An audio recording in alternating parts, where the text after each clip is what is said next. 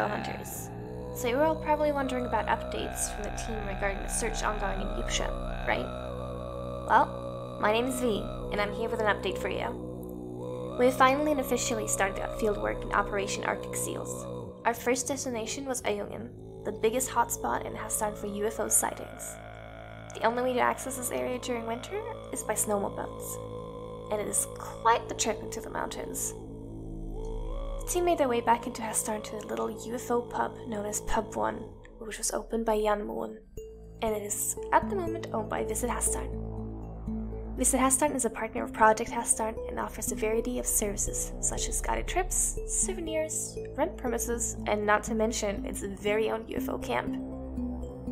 Furthermore, we loaded our snowmobiles onto transportation vehicles and set course towards Røros, where we unloaded them and started working on securing the ice.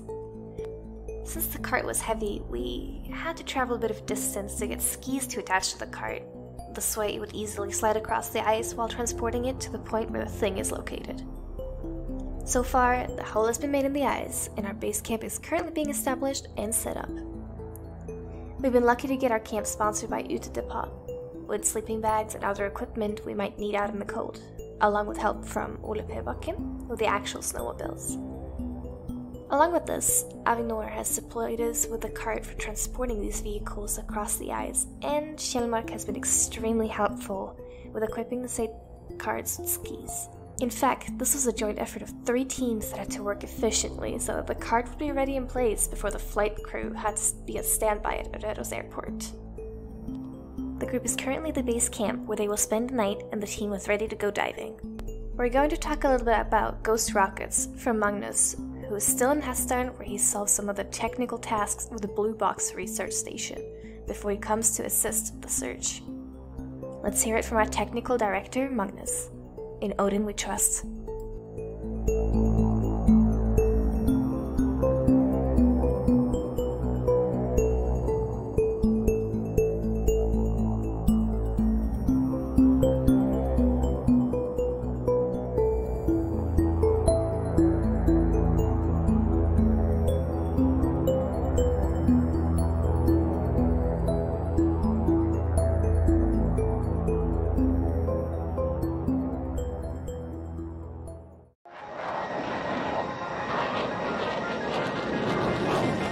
Chris Leto.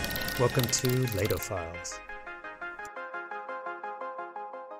Greetings from Hessdalen. Hello there, friends. This is Magnus Holm. I'm the technical director of Project Hessdalen.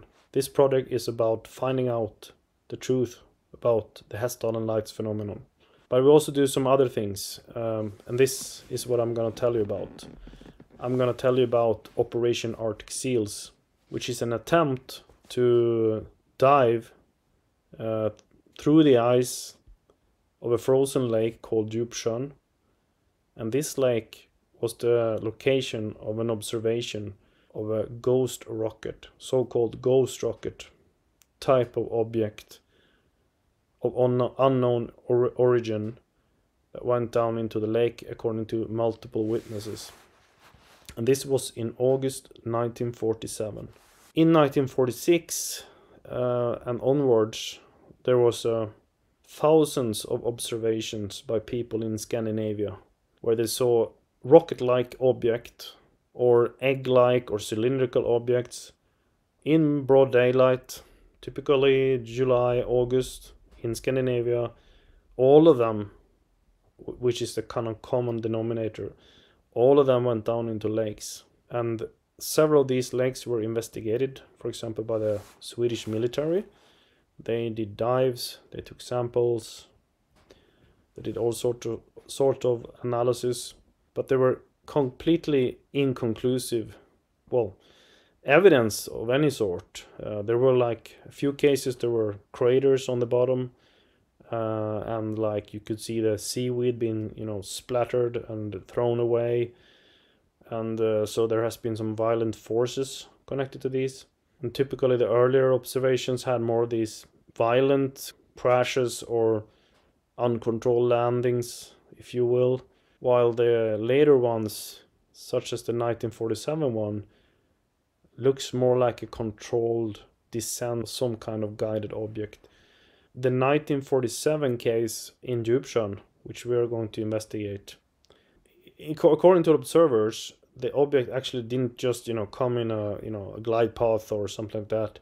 It actually turned quite a steep turn, and this has been seen in other cases of ghost rocket type of things going down into lakes, that they actually seem to be very controlled, and they turn in a small airspace, meaning they have to have very good control surfaces or be very light, and these are characteristics not typically connected to rockets, because they have small control surfaces. They're made for high speed, and they can turn in, say, ballistic speeds, but certainly not cruising in a, say, a propeller aircraft type of speeds, and then make abrupt turns like 180 degrees and then make a controlled landing on a lake.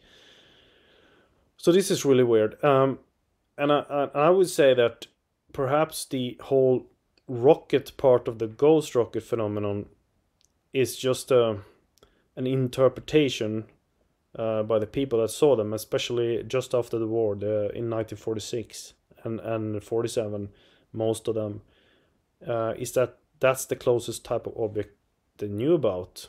And that's how the phenomenon came to be known as ghost rockets. But nobody knows, and nobody have actually proved that these are rockets. It's given the flight characteristics and of the observations, there are things pointing to that these are not rockets, but they might look like that, and they might in some aspects behave like rockets, but they don't seem to fit that very well. In any case, what a lot of people, including ourselves, has dreamed about is actually a recovery of one of these objects, because it's plausible that at least some of these objects, at least those that were not destroyed on landing, and most of the observations speak of intact objects sinking down into the lake. So there should be some object down there. And most Scandinavian lakes, at least, or Nordic, I would say, because Finland was also involved here, had several of these, they tend to have a lot of loose bottom, muddy bottoms, where any object that have some weight or some higher density objects, they would actually sink down into the mud. But Djupsjön is a little bit special, because Djupsjön has a more rigid or hard bottom, and that can be seen by noting that rocks, what seems to be not necessarily rocks part of the actual mountain under the sea, but actually loose rocks that was carried there probably by the moving ice cap during the retreat of the ice age. They are still visible on the bottom, so they may have sank a little bit, but they're still there. So this kind of makes, I would say, probably Djupsjön quite unique. Maybe not completely unique, but as far as the cases we know about, it's quite relatively unique that we have a lake bed, and that is, can sustain objects for a longer time. And this is really interesting, and also one of the reasons why we used during previous expeditions in 2023, we deployed boats with a sonar, and the sonar did actually detect a cylindrical object, say 12 meters long, 22 meters depth roughly, which actually could very well correlate to this object that was observed in 1947. What we wanted to do already in the previous expedition, of course, is to get a ROV down and look at these. But the problem is that we couldn't see them, or I would say. We could see some rocks, and we could find them again later and so on. But this one didn't seem to, want to show itself. And one reason could be, which we think is the reason, is that it actually is just below the kind of mud floor, and a sonar can penetrate the mud to some extent, but your eyes can't, and not a camera. So this is what we want to do. Now we have a platform to work out of. The ice, we are, blessed in a way by having ice. Actually, the last expedition we had in October was just one day before ice started to form on the lake. We could use a boat. But now we have the ice as a working platform. We can make a hole in it. We can send down some professional divers from Fosen Subsea, and they can go down and they can have a look at the bottom because we have the GPS coordinate. We know what it should be. They can go down and they can have a look and see if they find anything. They can also use some, tools like, a big vacuum cleaner to suck the mud away if there is some mud, on top of the object. Could actually blow the mud away as well. And this is what we're hoping for, that we will actually reveal what this object is.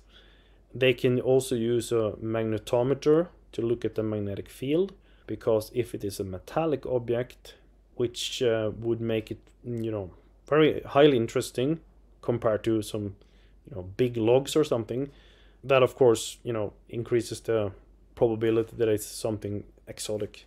Even a rocket, could be a rocket, even though the observation doesn't really support that so well. But we are going down anyway, and we're gonna have a look to see what is the thing. We call it the thing because it has eluded us and we want to get it.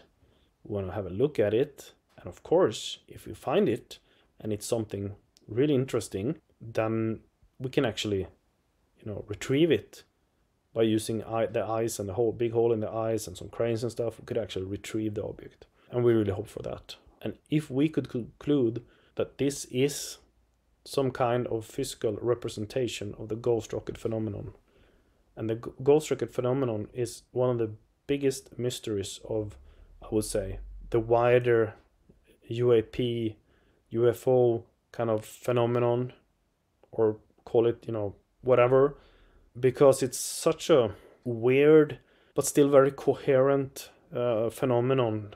Just, flying, making turns, landing on lakes, mostly in the Nordics, in broad daylight, multiple witnesses. It goes down and nobody finds anything except for maybe, some kind of crater, like in the early ones in 1946. And actually in one of the most famous one from 1946, the Swedish military, it takes, thousands of samples from the mud at the lake floor to see if there is any kind of chemicals or stuff, and they didn't find anything unusual. So if the object would have disintegrated completely by maybe some chemical process or unknown process, dematerialize itself, you could expect it to leave some residues. But who would have made that such an object anyway? I mean, that's really complex. I mean, 1946, we're talking about just post-war technology, and yeah, there was some secret technology, but I mean, most of it we know today. And I haven't heard about self-dissolving things like this that can fly and maneuver and land. But you quickly come to speculation when you think about this, and this is exactly why we need Operation Arctic Seals. We are going to go down and find an object, and we have really looked through the history and tried to figure out what could be a natural, non-exotic origin of this object that we have seen on sonar. The most, obvious you could think about would be some kind of, timbers and stuff, because in the winter and always in this part of the world, lake ice has been used for transportation, because suddenly you can, make roads on the ice. It gets quite thick. It can hold a lot of weight. So you make roads for transportations and stuff like that. So something could sink. We have really struggled to see what type of object that would create, that could sink and be, forgotten and be that big. I mean, 12 plus. It could be longer than that. We have some indication of that, and something like 2-3 meters diameter. I mean, there is no redwood trees here around here, just pine trees and stuff. There used to be some oak, I think. Could maybe But the thing is that the sonar image of this object, and there are multiple sonar images, not just one, looks very very linear and very, you know, very cylindrical. But there could be, of course, a natural explanation. I have myself suggested some kind of pontoon type of thing that was punctuated and went down. But then if you look at it, I mean, not a lot of these, you know, metallic things, at least, like I just mentioned, was used at all in this area. It's just a lake, and you're not even allowed to use, you know, anything else than a rowing boat there. And yeah, there were these roads in the winter. We simply don't know what it is, and we're gonna find out. And this is, I would say, a tremendous opportunity, and it's amazing if we could really, you know, find the truth about the ghost rocket phenomenon. It might, whatever is there might, you know, not be connected. It might be connected. We'll see. But it's really exciting. I think it is. And that's why I'm part of it. This is, you know, we're people from Project Hessdalen that thinks this is relevant for several reasons. It's in the same overall area of Norway, and there are, you know, things flying that we cannot explain. Same with this one in Djupsjön. And there might even be some kind of correlation. But in any case, we're people that like to find truth about things. And this is what we're going to try to do now. And if we would solve, in the coming days, actually be able to solve the ghost rocket mystery, that would be a sensation. Let's hope for the best. And but this Operation Arctic Seals have taken a lot of preparation. There are many people, and you know, funding has come from ourselves and some people, you know, generous people, and a lot of man hours put into this, and a lot of, you know, people, you know, in the area, they come forward and they want to contribute. It's like a big community, and they think this is really interesting. It's part of their history, and of course it's a little bit extra part of the history, since the main observer of this 1947 case, he was to become the major of the municipality of Röros, which is the whole area. So he was considered to be a really credible witness and a serious, you know, man that wanted to find the truth himself. He's long gone, but we're gonna try to help him in a way, even if he's gone now, to solve the mystery. So stay tuned, and hope you enjoy this, and see you again soon. Bye from Magnus and Project Hessdalen.